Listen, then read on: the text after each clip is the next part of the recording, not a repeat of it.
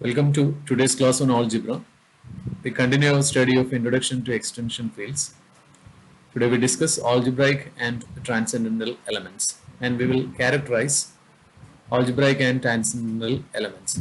Definition: an element alpha of an extension field E of a field F is algebraic over F if f of alpha equal to 0 for some non-zero f of x in f of x. If alpha is not algebraic over F, then alpha is transcendental over F.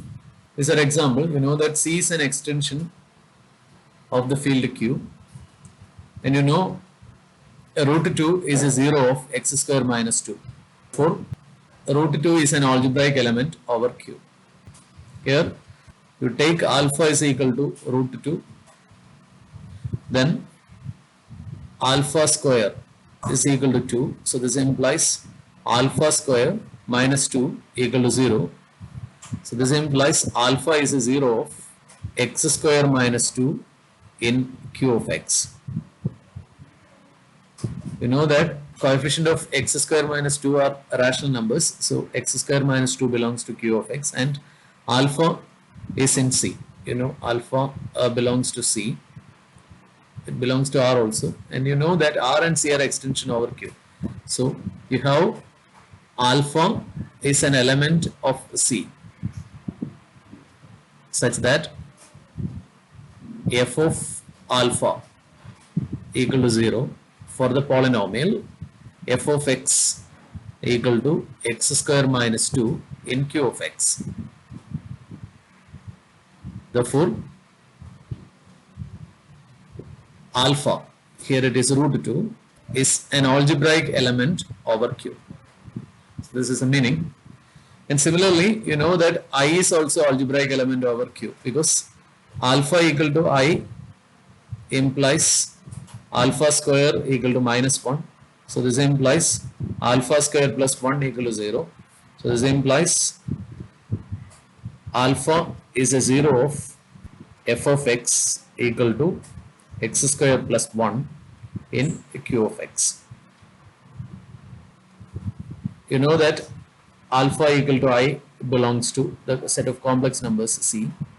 So I is algebraic over Q because it is the 0 of the polynomial x square plus 1 in Q of x. And the real numbers pi and e are transcendental over Q. These are examples of transcendental numbers. The real numbers pi and e are transcendental over Q. Here e is the base of natural logarithm. You know that pi is an element in R. So x minus pi belongs to R of x. So pi is algebraic over R. In the real number, square root of 1 plus square root of 3. So you know that this is an element in R, and R is an extension of Q. Alpha is equal to square root of 1 plus square root of 3 implies alpha square equal to 1 plus square root of 3. So this implies alpha square minus 1 is square root of 3. So this implies alpha square minus 1 the whole square is equal to 3. So this implies alpha raised to 4 minus 2 alpha square plus 1 equal to 3. So this implies alpha raised to 4 minus 2 alpha square minus 2 equal to 0. That is, alpha is a 0 of f of x equal to x raised to 4 minus 2x square minus 2. And you know that this f of x belongs to Q of x. Therefore, alpha equal to square root of 1 plus square root of 3 is algebraic over Q. We define algebraic numbers and transcendental numbers. An element of C that is algebraic over Q is an algebraic number. A transcendental number is an element of C that is transcendental over Q. Now we characterize algebraic and transcendental numbers over F. The next theorem gives a useful characterization of algebraic and transcendental numbers over F in an extension field E of F. It also illustrates the importance of our evaluation homomorphism phi alpha. Let E be an extension field of a field F and let alpha belongs to E. So you have an extension field E of the field F and you consider an element in E. Let phi alpha from f of x to E be the evaluation homomorphism of f of x into E such that phi alpha of A is equal to A, for A belongs to F, and phi alpha of x is equal to alpha. Then alpha is transcendental over F if and only if phi alpha gives an isomorphism of f of x with a subdomain of E. That is, if and only if phi alpha is a one-to-one map. So we have to show that alpha is transcendental over F if and only if phi alpha is a one-to-one map. Now the proof is very simple. The element alpha is transcendental over F if and only if f of alpha not equal to 0 for all non-zero f of x in f of x. The element alpha is transcendental over F if and only if f of alpha not equal to 0 for all non-zero f of x in f of x. And f of alpha not equal to 0 if and only if phi alpha of f of x not equal to 0. This is because you know that phi alpha of f of x is f of alpha. Therefore, f of alpha not equal to 0 if and only if phi alpha of f of x not equal to 0. This is for all non-zero f of x in f of x.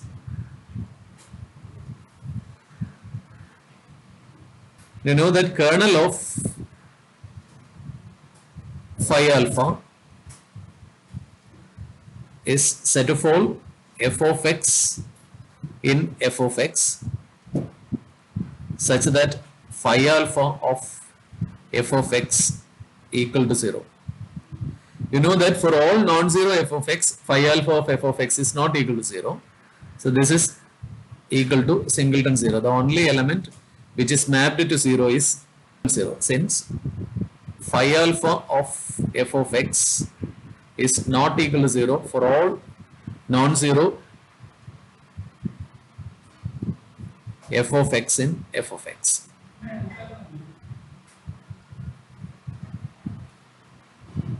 So we are getting kernel of phi is singleton 0.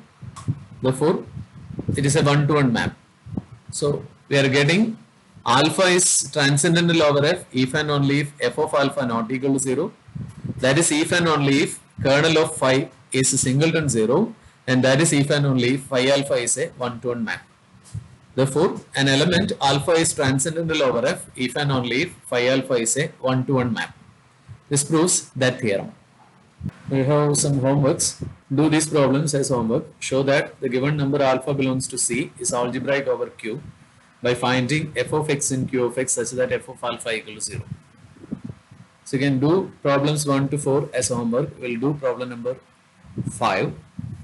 Let alpha equal to square root of cube root of 2 minus I. Now squaring on both sides, you will get alpha square equal to cube root of 2 minus I.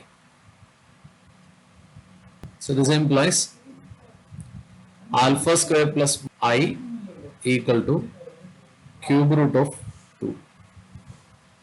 Now cubing both sides, you will get, this implies alpha square plus I the whole cube is equal to 2.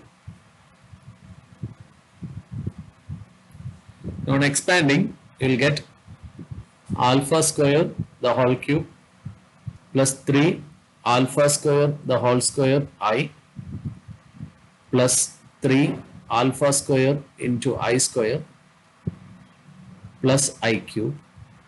This is equal to 2. This implies alpha raised to 6 plus 3 alpha raised to 4I plus 3 alpha square into minus 1 plus minus I is equal to 2. So this implies alpha raised to 6 plus 3 alpha raised to 4I plus 3 alpha square into minus 1 minus I minus 2 equal to 0. This implies alpha raised to 6 minus 3 alpha square minus 2 equal to I minus 3 alpha raised to 4I. So this implies alpha raised to 6 minus 3 alpha square minus 2 equal to I into 1 minus 3 alpha raised to 4. Now squaring on both sides we will get, this implies alpha raised to 6 minus 3 alpha square minus 2 the whole raised to 2 is equal to I square into 1 minus 3 alpha raised to 4 the whole square. Now on expanding this we will get, this implies alpha raised to 6 the whole square plus minus 3 alpha square the whole square plus minus 2 the whole square plus 2 into alpha raised to 6 into minus 3 alpha square plus 2 into alpha raised to 6 into minus 2 plus 2 into minus 3 alpha square into minus 2. This is equal to minus 1 into, on expanding this you will get 1 minus 2 into 1 into 3 alpha raised to 4 plus 3 alpha raised to 4 the whole square. So this implies alpha raised to 12 plus 9 alpha raised to 4 plus 4 minus 6 alpha raised to 6 into alpha square, that is alpha raised to 8 minus 4 alpha raised to 6 plus 12 alpha square. This is equal to minus 1 plus 6 alpha raised to 4 minus 9 alpha raised to 8. So this implies alpha raised to 12 plus, you take this 9 alpha raised to 8 to this side, so you'll get 9 alpha raised to 8 minus 6 alpha raised to 8 minus 4 alpha raised to 6 plus 9 alpha raised to 4 minus 6 alpha raised to 4 plus 12 alpha square plus 4 plus 1. This is equal to 0. This implies alpha raised to 12 plus 3 alpha raised to 8 minus 4 alpha raised to 6 plus 3 alpha raised to 4 plus 12 alpha square plus 5 equal to 0. Therefore, alpha equal to square root of cube root of 2 minus I is a 0 of f of x equal to x raised to 12 plus 3x raised to 8 minus 4x raised to 6 plus 3x raised to 4 plus 12x square plus 5. This belongs to q of x. Therefore, there exists f of x in q of x such that f of alpha equal to 0. Therefore, alpha is algebraic over q, where alpha is square root of cube root of 2 minus I. We do the remaining problems as homework in a similar way.